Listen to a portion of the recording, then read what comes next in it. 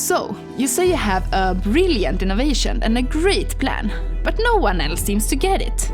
Could the problem lie in your communication? My name is Elin Almstedt, and based on my experience, I would say yes, it very well might.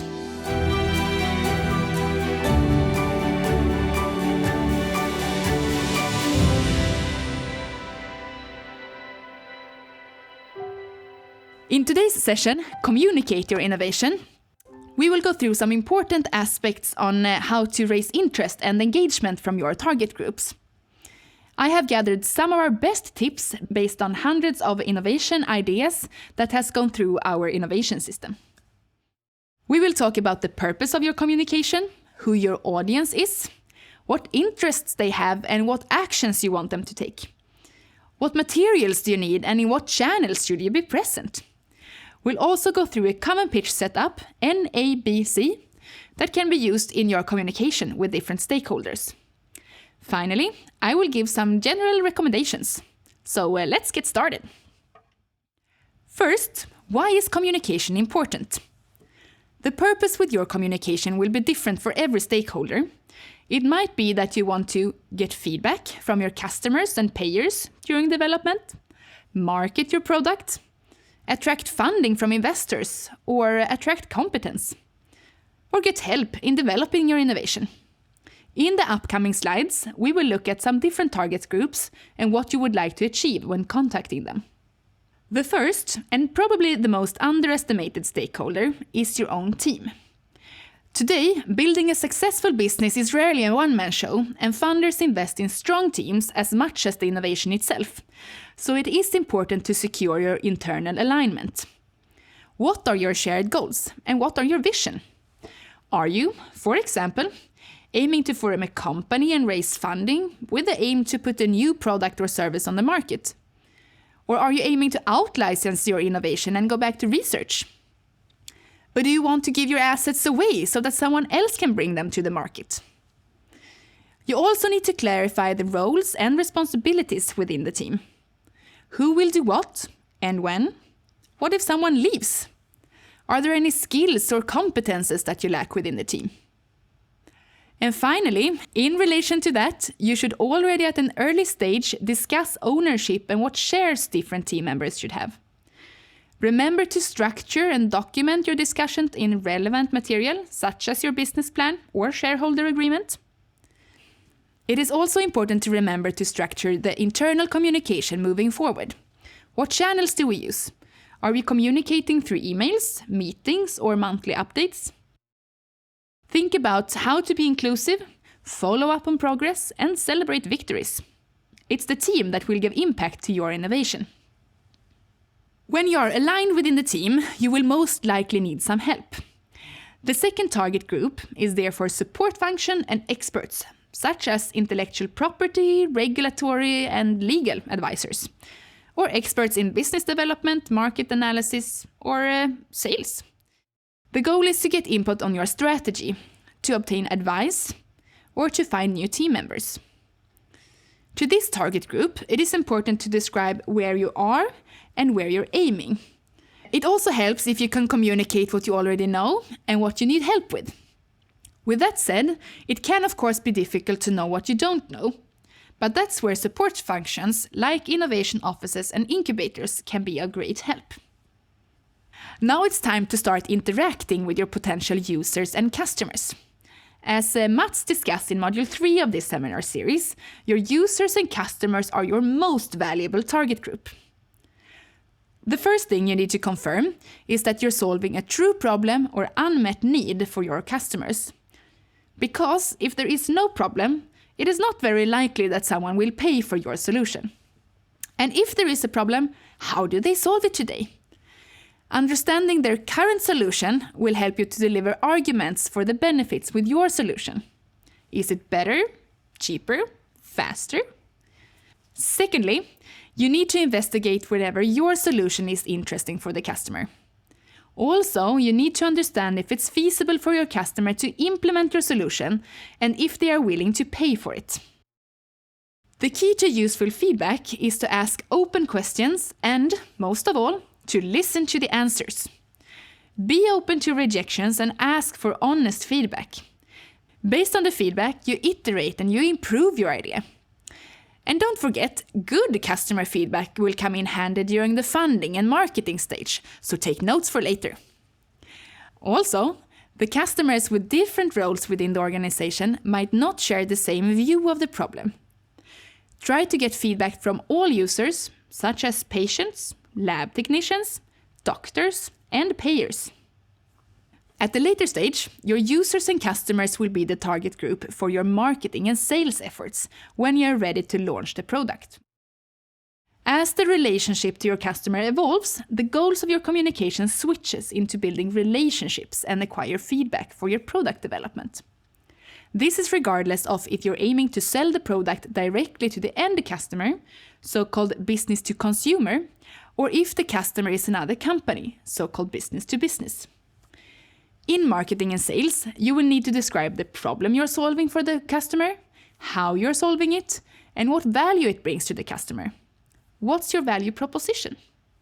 How does it differ from the existing solutions, and why is yours better? What's your unique selling point? What data do you have that proves that your solution works? Most research-based projects require further development in a non-academic setting before the product or service can be implemented on the market. Also, a company needs funding for things like regulatory approvals or establishing of a marketing and sales organization. Our next target group is important as they might be able to finance your idea. This can be governmental funding bodies like Vinnova and investors such as angel investors and venture capital firms. These target groups want to see that you have confirmed that you're solving a true problem and how you solve it. In many cases, they also want to know if you have the unique right to the invention through, for example, patents, exclusive datasets, or trademarks. Furthermore, they will want to know how the market looks and what other solutions are available that might compete with you. Also, they want to know who you are, what you need, and for what activities, and when they can expect their money back. You will get more information on how to finance your innovation in session 7 of this seminar series. Depending on your product development strategy, you might aim to develop your innovation with a partner. Also, if you have an exit strategy where you aim for someone else to buy your company at a later stage, you want to understand the ecosystem around your innovation. Who are the big players? What are your overlapping interests? When discussing with potential partners, describe what values you have assembled and how they can create a business opportunity for your partner. How can you develop a mutually beneficial partnership? So, now we have discussed some key target groups that you will interact with. We will now look at some of the most used formats for communication and what materials you need to have in place. Starting from the top of the pyramid, the elevator pitch is a very short, typically 30 seconds to 2-minute long presentation that aims to spark an interest and attract the listener to engage in further discussions. The elevator pitch is very useful in relation to customers, users, and investors.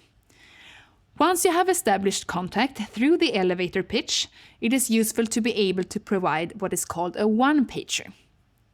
This is a short, non-confidential document that summarizes the key aspects of your product or service. Based on the one-pager, you will hopefully be invited to give a longer presentation. The most convenient is that you assemble a quite extensive presentation deck. Then you can choose which slides to present depending on who you talk to. The slide deck can contain both confidential and non-confidential slides, but obviously, you shouldn't share confidential information unless you have a signed confidentiality agreement. The presentation is also very useful in relation to experts and support functions. Finally, at the bottom of the pyramid, you will find the business plan. This is a document that is used to structure your thoughts, your data, and your strategy. It is key for internal purposes, but is also very useful in relation to experts and investors. The business plan should also be the source of data for all other material to make sure that you communicate a consistent story. A common format for structuring your pitch is based on NABC, which stands for need, approach, benefit, and competition. First, you describe the unmet need or the problem that you want to solve. Who is affected by this problem? And how much do they care about it? What priority does it have compared to other needs? Then you describe your approach or solution to the problem. Is it a service, a product, or an app? What are the benefits with your solution? Have you quantified the benefit? Depending on the problem, it might not be enough with a few % better solutions if there is a great implementation barrier. Last, you describe the competitors to your solution and why you are better. Remember that the most common competitor is what the customer uses today to solve the problem. When it comes to presentations, there are a few things that are useful to keep in mind. Number 1, be prepared and adapt the content to your audience. Try to figure out where they come from and what their needs are. What's in it for them? As researchers, we tend to focus on the technical and scientific aspects in our communication, and we need to widen the focus to include other aspects like customers, market, competition, and benefits with your innovation. Number 2, keep it simple. In other words, avoid all unnecessary information that make people lose interest. You shouldn't tell everything you know, but everything you think will interest your audience. Number 3, be clear about the purpose of your presentation. Are you looking for advice or competence, or are you looking for funding? And if so, how much and what will you use it for? Number 4, be honest. If you get questions that you can't answer, don't guess or make something up, but say that you will come back with an answer. It's also very important to be able to specify how you ended up with the figures and prognosis that you present. Number 5, present a consistent story. Make sure to present the same figures and the same story throughout your materials and presentations. This is both in relation to the performance of your innovation, the estimated market size, and the expected time point for reaching break-even.